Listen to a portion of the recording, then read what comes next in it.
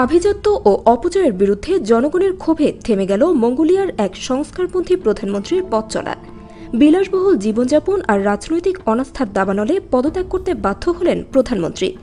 তার ছেলের বিতর্কিত জীবনযাপন ঘিরে জনমনে বিরক্তি তৈরি হয়, যা ধীরে ধীরে সরকারের প্রতি আস্থাহীনতায় রূপ নেয়। এরই ধারাবাহিকতায় সংসদে আস্থা ভোটের মুখোমুখি হয়ে পরাজয়ের গ্লানি নিয়ে ক্ষমতা ছাড়লেন এই নেতা। 2021 সাল থেকে প্রধানমন্ত্রী হিসেবে দায়িত্ব পালন করে আসা ওয়ুন এরদেনে সম্প্রতি নিজেই পার্লামেন্টে আস্থা ভোট আহ্বান করেছিলেন। মঙ্গলবার ভোররাতে অনুষ্ঠিত সেই ভোটে প্রয়োজনীয় সংখ্যাগরিষ্ঠতা অর্জনে ব্যর্থ হন তিনি।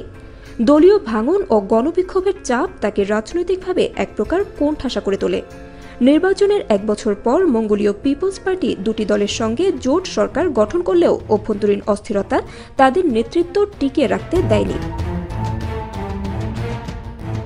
এই রাজনৈতিক অস্থিরতা এমন সময় তৈরি হল যখন মঙ্গোলিয়া তার সমাজতান্ত্রিক অতীত পেছনে ফেলে গণতান্ত্রিক ব্যবস্থায় নিজেকে প্রতিষ্ঠিত করার সংগ্রামে রয়েছে।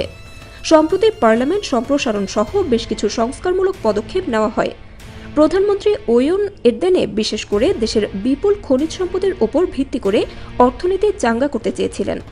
তামা, ইউরেনিয়াম সহ অন্যান্য খনিজে বিদেশি বিনিয়োগ আকর্ষণ করে তিনি চীন ও রাশিয়ার কৌশলগত প্রভাব থেকে রেহাই পাওয়ার কৌশল গ্রহণ করেছিলেন।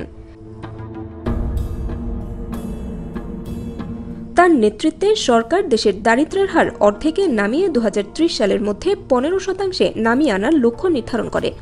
এর জন্য জিডিপি বাড়িয়ে 2022 সালের $15 বিলিয়ন থেকে 2030 সালের মধ্যে $50 বিলিয়ন উন্নীত করার উচ্চাকাঙ্ক্ষী পরিকল্পনা নেওয়া হয়। ফ্রান্সের ওরানো গ্রুপের সঙ্গে $1.6 বিলিয়ন ইউরেনিয়াম প্রকল্প সহ একাধিক মেগা প্রজেক্ট তার অর্থনৈতিক কূটনীতির গুরুত্বপূর্ণ অংশ হয়ে ওঠে। ভোটাভুটির আগে পার্লামেন্টে দেওয়া এক আবেগঘন ভাষণে ওয়ুন এরদেনে অভিযোগ করেন তার বিরুদ্ধে দৃশ্যমান ও অদৃশ্য রাজনৈতিক স্বার্থের সম্মিলিত আক্রমণ চালানো হয়েছে। তিনি তার নেতৃত্বে রপ্তানি আয় ও জিডিপি বৃদ্ধির সাফল্যের কথা তুলে ধরেন। তবে তিনি এও স্বীকার করেন যে সামাজিক ও অভ্যন্তরীণ রাজনৈতিক ইস্যুগুলোতে তিনি প্রয়োজনীয় মনোযোগ দিতে পারেননি, যা শেষ পর্যন্ত তার পতনের অন্যতম কারণ হয়ে দাঁড়ায়।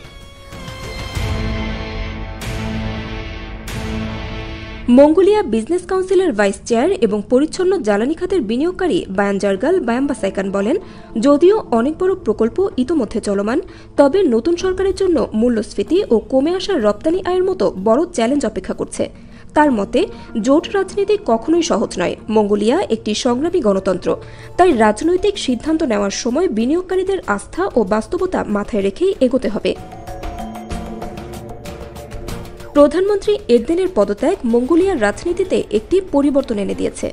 এখন দেশটি অপেক্ষায় নতুন নেতৃত্বের, যারা অভ্যন্তরীণ চাপে না ভেঙে অর্থনৈতিক উন্নয়ন ও গণতান্ত্রিক স্থিতিশীলতার পথে এগিয়ে যেতে পারবে।